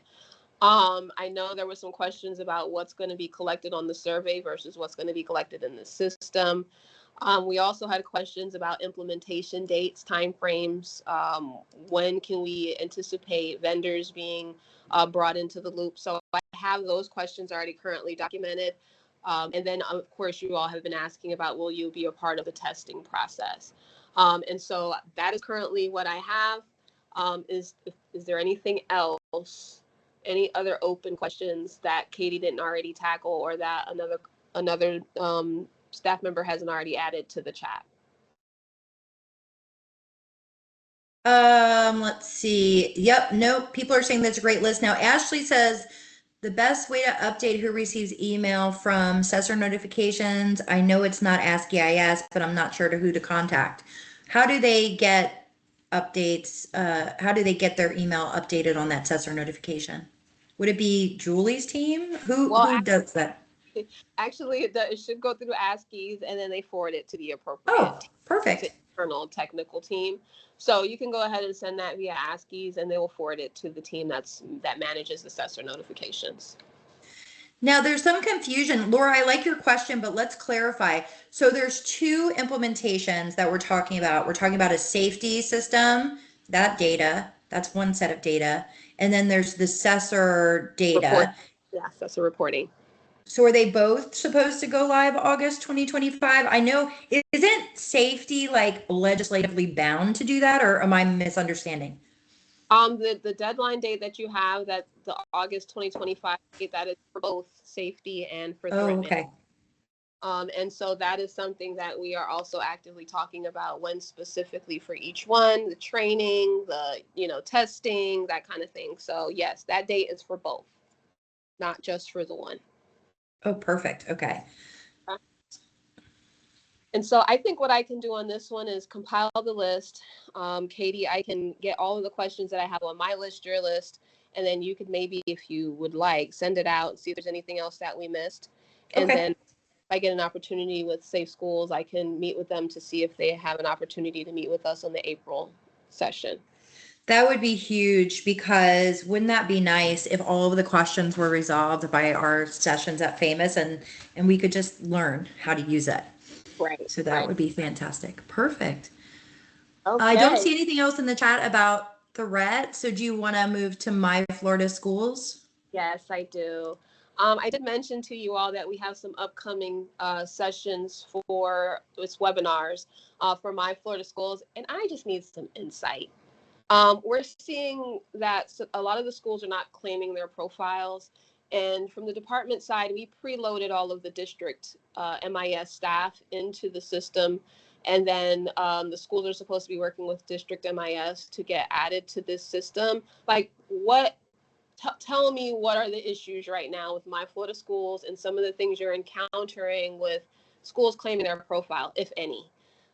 Because I'm doing a lot of webinars to help with the claiming of the profiles, and I'm not seeing a huge uptick in the claiming of the profile. So I kind of want to know. I want some insight into like what's happening with My Florida Schools. Dorian, you can unmute. I see your hand up. Oh, okay. Yeah, Shauna, I can speak to that. I think it may be maybe trying to identify who the person is in the district that would be responsible for identifying that person that's responsible. I know in our district, I think it was just a blanket. The profile went out. We got the emails. Thankfully, I got the email, because if someone else got the email, they probably would have ignored it. But Yeah, I'm but pretty. when I get you. right. So I think it's identifying who the person is in the district that would communicate that out. Got it. I think an email was sent out to the superintendents identifying my Florida school point of contact. And so initially what we did was we pushed out all of the district MIS. I think it was student contacts that we had on file. That might be why you got the email, Dorian. And those are the ones who received the email, but there was no associated communication. And so it was supposed to be communicated via the superintendent, which I just wanted to understand, like, how did that come to you all? And was it just really an email that just popped up and then no real follow-up? Or, I don't know what it looks like from your perspective. So I hear what you're saying, Dora. I feel you. Yeah, so it was an email that came. I was on the email, but I went and I met with our what is he? I think our CIO, and he's like, that's not our responsibility. And I had to kind of massage them in a way to say, hey, we need to figure out who is responsible for it, because they dropped it. They said, I don't know what it is, and they wanted nothing to do with it. So finally, once we had the conversations, we were able to identify the correct department. I can get the right person involved, and then that's when I sent the notification to say, hey, change it to this person. Oh, okay, got it. Okay. So I am reading some of the feedback. I don't know, was this question a part of my Florida schools? Is there any literature going out to the schools? I am not 100% positive. I feel like, and this is just from my perspective, I'm not 100% sure. I'll have to confirm. Like, the communication is going straight to superintendents to share with district staff, and then somehow it's getting to schools. But I'm not exactly sure what that looks like locally. And so that's why I'm trying to get some insight, because I'm doing 2 more sessions.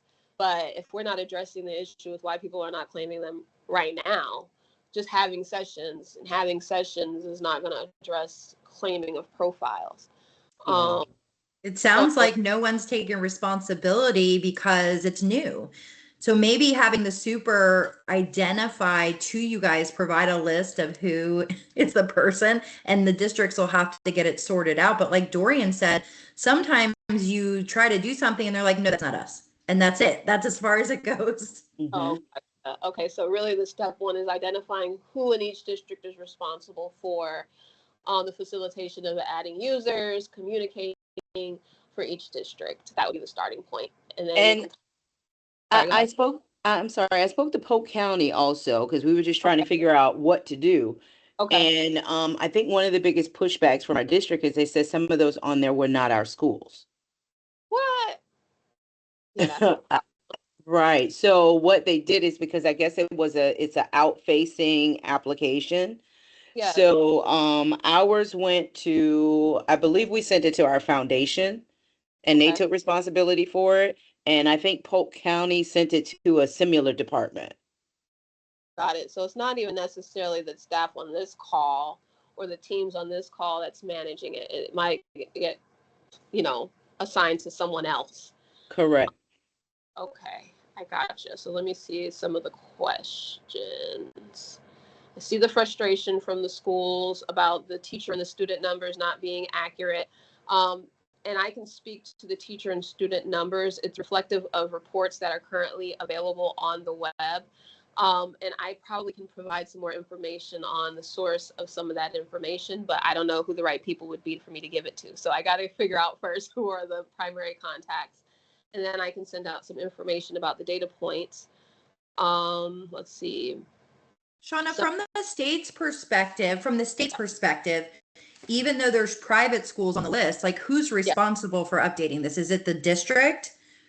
Like, For private schools, that's going to the office of, it's the school choice office that manages the private school data that's shown in that system. But as far as this system, so the system, the My Florida Schools, from the state perspective, you said you emailed the super. So are you saying the super is responsible for identifying who does this? Yes. Okay. I'm just making a note here. So from the state's perspective, the super needs to sort it out. Correct. And I'm asking because I don't know the answer. Yes. Okay. I mean, locally, and who you would prefer to be the point of contact. From our perspective and on our lists, when we have who is responsible for this particular set of profiles, we associate it with the district MIS contact that we have on file and who received that initial notification. That's who we're looking at as the point of contact, unless, like in Dorian's case, she's reached out and said, hey, it's actually not me, it's someone else, then we will transition the responsibility to whoever is identified if it's not the MIS point of contact. Now, private school information is not to be managed by the district. It's only the traditional public schools and charter schools within that district that are within the purview of the what we call district administrators. Yes, and I think that's the confusion is folks are getting the list and being like, well, wait a minute, I don't manage these private schools. So they're to disregard those and Yes. manage just the schools in their purview. Correct. And I need to find out, is someone from the help desk directing you to you all for private school users? I don't know. Who has contacted the help desk on here? Osceola is saying they have no admin access. Okay. Gadsden is asking like, well, I don't even know who's responsible for managing this system. So I think what it sounds like is there's just some confusion. So I think if the folks on this call know like, hey, the super is going to be responsible for allocating this responsibility to the appropriate party within their district for their district overseen schools, and then the private schools contact the state directly or the school choice office. Is that accurate? Yes, but let me get with the team so I can make sure I have all of the communication down, because it's a help desk that usually, supports and provides some guidance. Let me get with them and make sure I have all the information so that I can communicate it to you all in the upcoming monthly meeting.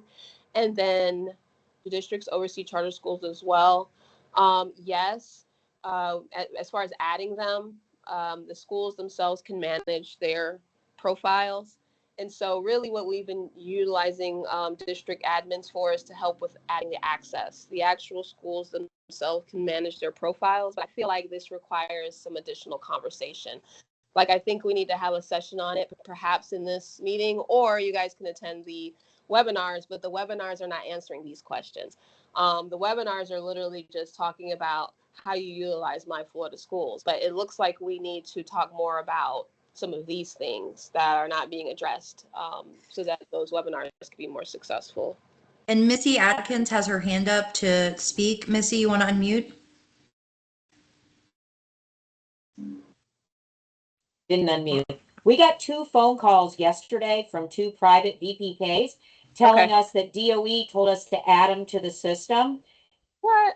Which we're not doing because they're good. private schools, but somebody at DOE nowhere in Tallahassee is giving them that information, and they're getting very angry when we direct them back to DOE or the school choice office. So if Like they're going in circles. Okay, let me get with the help desk person to determine what they're communicating out around private schools or VPK or any of that, and then I will share it with you all. And then we will also have in our April session a run through so that we're all on the same page. And perhaps maybe if I can identify who are the actual contacts, we could maybe communicate with them directly versus you all if you're not the ones actually responsible for managing those systems. So let me get some clarity around this a little bit, and I can double back with the help desk point of contact to make sure that the information that's being provided is accurate. Perfect. And Louise from Flagler, do you have your hand up or is it an old hand from before? No, it's actually in regards to this. So I think one of the things that was confusing for us is our superintendent at the start of the year did mention that we would be getting information about the launch of this portal. However, the invitation came from a web, like the email address was hello@wonderschool.com. And it did look suspicious. It did mention in there that it was to sign up for My Florida Schools account, accept the invitation. It looked very suspicious. Yeah, it looked like spam. And I received it as the director of IS, but no one else on the list who was told that they were going to receive this ever received an invitation. I did attend some of the webinars. I set up all of our schools to have these elements, and we set up all their profiles on their behalf. So the principals didn't have to, because we were also kind of given a wonky timeline. We were told like this has to be updated by, and I can't remember the date, but it was like some arbitrary date right around the start of school. And we're like, our principals right now are gearing up to start the school year. They don't have time for this. So we answered, like we said, the entire profile. And at that point in time, there wasn't a major emphasis on them claiming the school as theirs. So we were like, we're just going to do it on your behalf. Don't worry about anything. And so we didn't really send invitations. I can go back and add all of our people in the user management piece to add our principals to ask them to claim them, but the district's just not managing it on their behalf.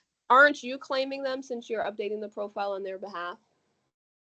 I mean, I don't really know, I guess, if I'm claiming them. I don't know like what the technical term of being claimed is like, is there a way that you can tell us who has claims? Because like when I go into our user management, I can see everyone who I've sent an invite to and who's accepted it, but I don't know what the claim is really saying.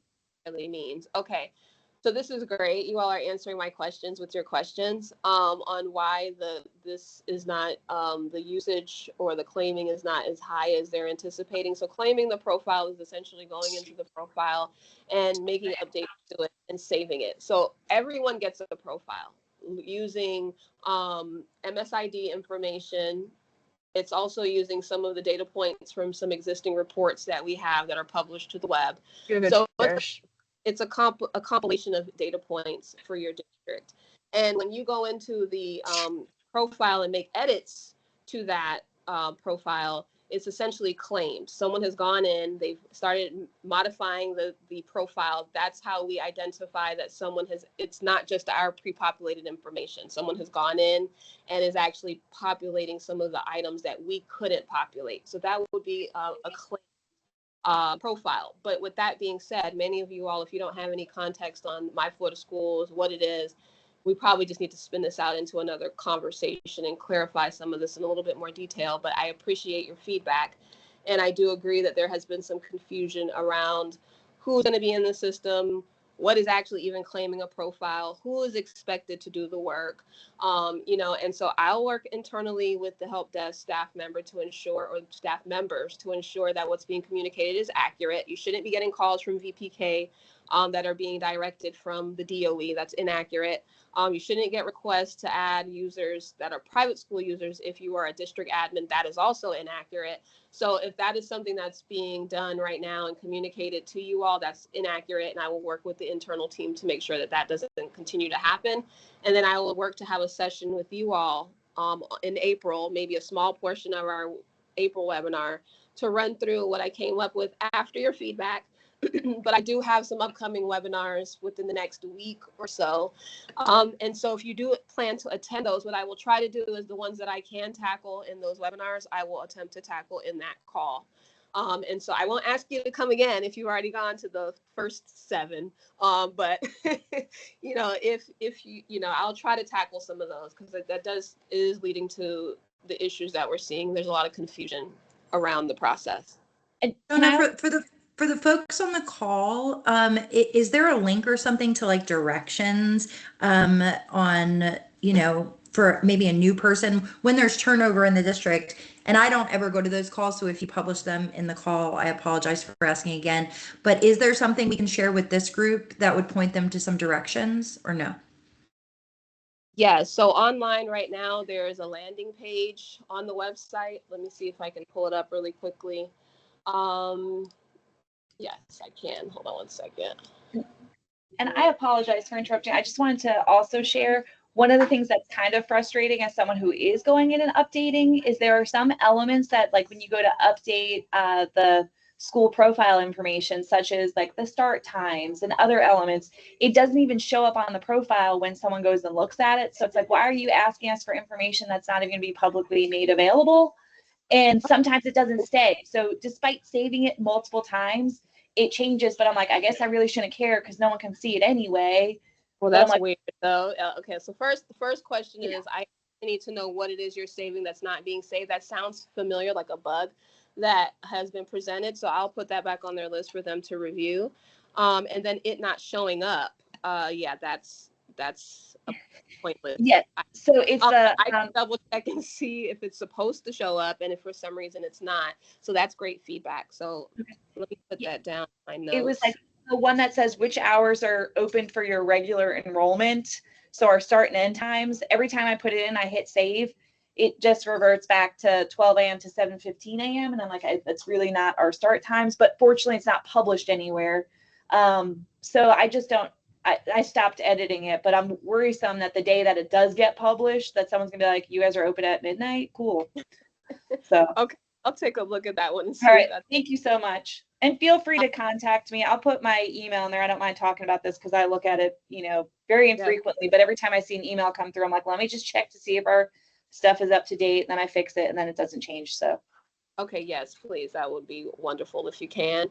Someone was asking about the whether it's optional or required. So usage of the My Florida Schools is optional, but what the department is expecting is that if there's information about schools within your district, that the schools would want to check to ensure that it's accurate, and the district would also want to ensure that their schools are not being displayed with inaccuracies and just leave it out there because the system is optional. So yes, it is optional. You do not have to go out there and update it every single day if you do not want, but there is an expectation that you don't want your schools within your district to be misrepresented if the information is not accurate. Okay. Where do they go to get an invite to these calls? Said where do they get an invite? Yeah, like is there a sign up to be invited to attend the training calls? I have a couple people asking, like, how do I join? You know what? I'm the webinar host. I don't know who the emails go to. So Okay, that's fair. I mean, that's honest, right? That's all I can be. I'll keep it Okay. real. And so I can find out who those go to, but I'm not sure. I just know that I'm host of all of them. I can get the audience that these go out to so that I can. That would be good because along the same lines, people are asking like, well, who do we even contact to get a login to this system? To get invited to the webinars, to get access. So, yeah. The superintendents aren't always the best at sharing information with the folks that need the information. So it is helpful to be able to hunt it for yourself if you need it. And what we can do is like a secondary is maybe send out some of that through the ASCII so that you all can get that information as well. If it's not, I don't know who's currently the receiver of these emails. So just as a safeguard, I could probably include an email to the listserv so that you get it as just informational. If it applies, it applies. If it doesn't, it doesn't. But we can maybe try to get you some extra notifications outside of the current list that they're sending it to. And this is the side, left side. This is the landing page. It has tutorials, and it has videos. It has some of the information around the My Florida Schools for both K-12 and early learning. So you can take a look at that one if you all are interested. Yes, and thank you for putting that in the link. Just to give everybody a 15-minute warning on this call, we have about 15 minutes left. So we have a couple more topics that you had listed here, Shauna. Did you want to move to data quality? Yes, we can at least start the conversation, and then maybe this is for another day. So one of the things that Lisa, myself, Pedro, class size, FTE teams, I have them reevaluating data quality and data collection on all fronts, whether it's documentation, whether it's current processes. And so I want them to start exploring these things in a little bit more detail and seeing where we can make refinements. And so one of the things that I wanted to pick your brains on and kind of see what your thoughts are around like survey reopening requests, for example. So we've seen an uptick, not necessarily in reopening we haven't necessarily been reopening the survey, but we've seen an uptick in the requests for us to reopen the survey. And so one of the conversations that I want to start having with you all, whether you're someone that has submitted a request or not, you may see things locally that are leading to the initiation of some of these reopening requests. And we just want to dive in a little bit more and understand. We do keep a spreadsheet of all of the reopen requests, and we do keep track of all the requests we're getting in the year. And I want to start reaching out to the districts that we see those requests coming from, whether they're actually approved or not, and understand where are the gaps, what happened. We do see that a lot of the times we're seeing charter schools, for whatever reason. I know sometimes districts communicate that they didn't make the deadline locally, and so they didn't get the information in, and then when their funding is impacted, then we get all the calls and reopen requests start to spawn. And so we want to understand it a little bit more so that maybe if there's a way that we can help or to help reinforce things locally, that you all have tried to communicate, but you can't get, the schools in alignment with what you're attempting to do. We want feedback on that, and we want to know a little bit more about things that we can do to help. I know that you all also said talking to charter schools about the turnover and the knowledge retention was huge, so that is on my list. But is there anything else that you all can offer around survey reopening requests? Doesn't matter if you're someone that submitted it or not, just off of your expertise, what can we do to assist? Dorian, is that question for this one? Is this a new? Yes. Okay. We were one of those districts, and I had a lot of pushback with that. Basically what happens internally, sometimes what happens is, even though the MIS department may understand that, we should not be reopening surveys, you still have those that's within the district that don't understand how those surveys work. So I think if it's communicated to the superintendent on how critical it is to get that data up, those specific times, and that those survey dates are set in statute. And that's kind of how I had to communicate with our superintendent. The dates are set in statute, so we need to make sure our processes align internally. We have internal deadline, and then the DOE deadline is the DOE deadline. Right. But it needs to be communicated with the superintendent, so the superintendent understand that, so everyone else is on board. And I think that did come up in one of our previous sessions where there is a conference with the superintendents that might be the perfect topic of conversation.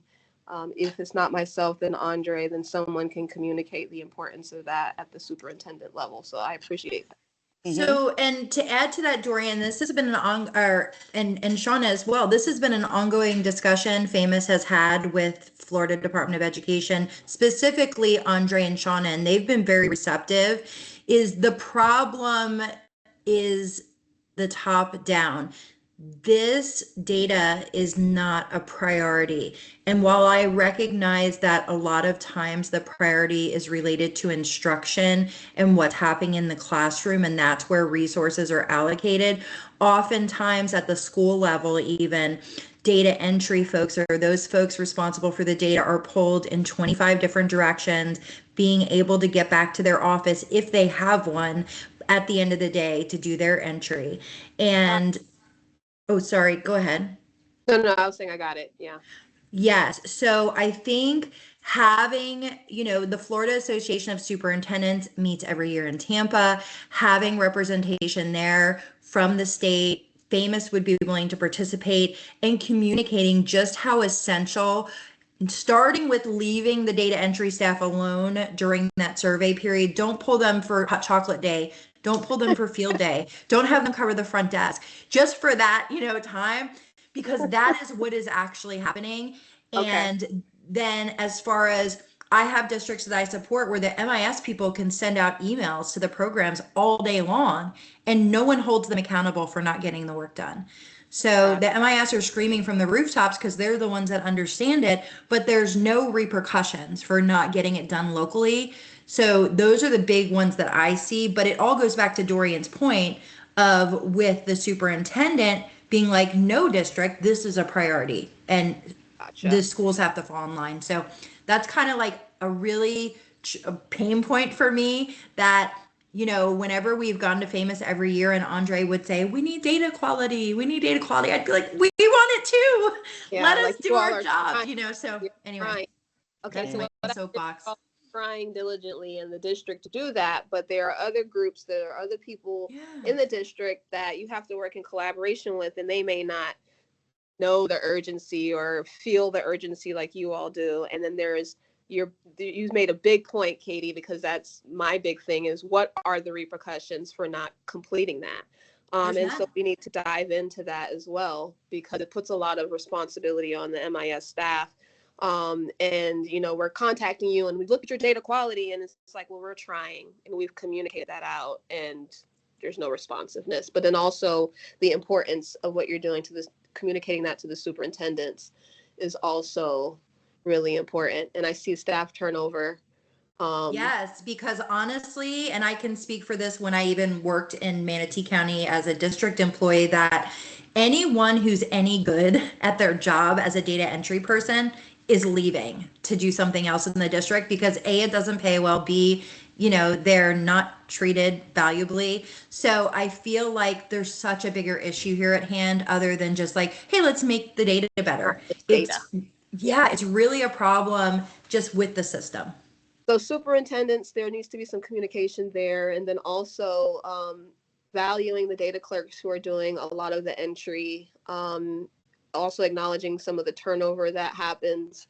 Let's see. Yeah, I think if you solve some of these problems, maybe the turnover wouldn't be as bad. I mean, they're paid very poorly pretty much across districts, but regardless of that, like just let them do their job. Because if you're already not being paid and then you're expected to just get in your office at 3 o'clock to start your job because you've been handing out hot chocolate and doing field day, who's going to stay in that job and actually care?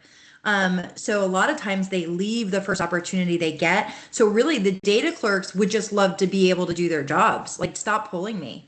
Because, the data clerks are managed by the principals, and the principal's priority, as it should be, is educating the students. So everyone's part of the team. So, hey, I got to pull you to do this.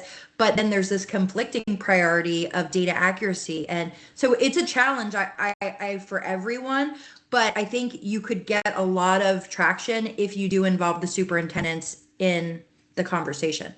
Well, I like it, and I know we've talked about this before, so I don't want you guys to feel like we're talking about the same things over and over. Like, I really take these things and I go and I talk to all the different departments to see what we can do to try to make some headway on it, or get with leadership to see if they can provide any support, so that we can help with these issues that, like you said, are not related to data quality. It's more related to our day-to-day operations and the reality of life and how everything works. It's not just about data quality reports and so I get that. And so I will circle back with Andre. He and I had conversations about starting the conversations with superintendents and about the valuing of local staff and the amount of work that they have to do to get this stuff done, and as well as you all communicating to the appropriate groups. And still they're not doing it in some instances. Yes, take these comments, because what Valerie just put in the comment is so true. And I see this across all my districts, is like they have to fight to get these data entry people to even be able to come into a training. And the schools are not forced to make it mandatory. So like, who knows who shows up for the training? Like, these comments that are coming in, really take these, because they're exactly what's happening. And they go back to data quality.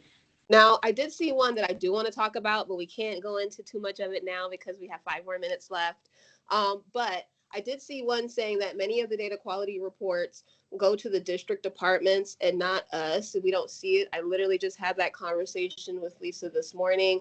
And so we do we create data quality reports. Some we provide to you all through Survey Week, which some of you all are saying not just Survey Week. Can we do it prior to Survey Week? But I also have a lot of questions around some of the reports that we produce. Some go to you all limited, others go to the program offices. And so we're curious whether many of the program offices are reaching out about these anomalies, and if it would be a benefit for us to be producing it not only for the program offices, but also for you all, so that you can also see what's being provided to them and work collaboratively with us to try to address that. That's something that we just talked about this morning, and I would love to have more conversations about that. Timely feedback from FDOE program offices regarding data quality reports from program. Okay, so I feel like this is another session, Katie, because we have 4 minutes left. Yes, and it's funny, as we're prepping for this meeting, Shauna's like, well, we might not go the 2 hours, but that's okay. Yeah, we're definitely always going the 2 hours, I'm guessing. But I love that if you could take all of this Yeah. and then our next, call in April could maybe be, some of this follow-up as well. Yes. Yeah, there's just so much. I mean, you can tell from the chats that the folks in this group are very passionate and they have a lot of good ideas, but they're oftentimes not part of the conversation, unfortunately. Well, you're a part of the conversation with me. Now, how far does that go? I will try to push it wherever I can. And we have been making progress. And I've been meeting a lot with the internal offices. And a lot of them are really like, oh my gosh, we can meet with the districts. We can talk to them. We can have, yes, you can, where it's available every month. And a lot of them are excited about it. But some don't even know because of turnover, or they've transitioned from someone else who has been there for 20 years has transitioned from their role. They came in and they didn't really even know the importance of the collaboration between the program office and the data team. And so some of the internal meetings that myself and the data systems teams are having is really opening the eyes of some of the program offices, and we are getting their support and they are assisting us. And as you have seen, a lot of them are attending these sessions. They're coming and providing information that is pertinent to their area. And so I think it's been really great. So we'll try to continue these conversations, and I will definitely recap all the points that we had today in the upcoming session so that we can see if we made any progress or got any answers on those items. Perfect. And then I will, the month always gets away from us. It's just the nature of the beast. It gets very busy. So we'll do what we can to get an agenda out sooner. Before we leave, Connie is asking, number 5 on the agenda, we didn't get to, you had an option about something about survey reopening requests. Was that something you already talked about with, hey, why are we opening surveys, or is this a different topic? Correct. Okay. That's where we were trying to figure out what's the core of what's happening here. And some are related to reporting and some is really just, operations. Connie, what did you mean? If we only have 1 minute, what did you mean by that question? Did that answer you? I don't want to ignore your question here. No, I must have misunderstood. I was thinking of if there's anything to add about what's happening now with Survey 3 not being reopened. If there was anything that. Oh, no, Shauna, didn't you say there was some processes that were taking a little longer than expected and that you anticipate something will be out soon, but you haven't yet determined if you're going to extend Survey 3 since it's taken a while to get reopened? That is correct. Oh, perfect. Thank you. And any updates that we have, we'll provide to you as soon as we have it. Awesome. No, I appreciate it. I missed the first part of the meeting. I was in another meeting, so I appreciate you going back and filling that in. Thank you. Perfect. Well, we've reached the end of our time. Thank you, Shauna and team. I think everyone on the call is so very grateful for having this forum to speak with you. Even if you don't know all the answers off the top of your head, we're thankful to be heard and that someone is listening and taking the questions. So thank you so much. Yes, thank you, everyone. We value your opinion and your feedback on all of these discussions. Thank you, and you all have a great day. Yeah, see you next month. Okay, bye, guys. Bye. Bye. Bye. Thank you. Bye. Bye.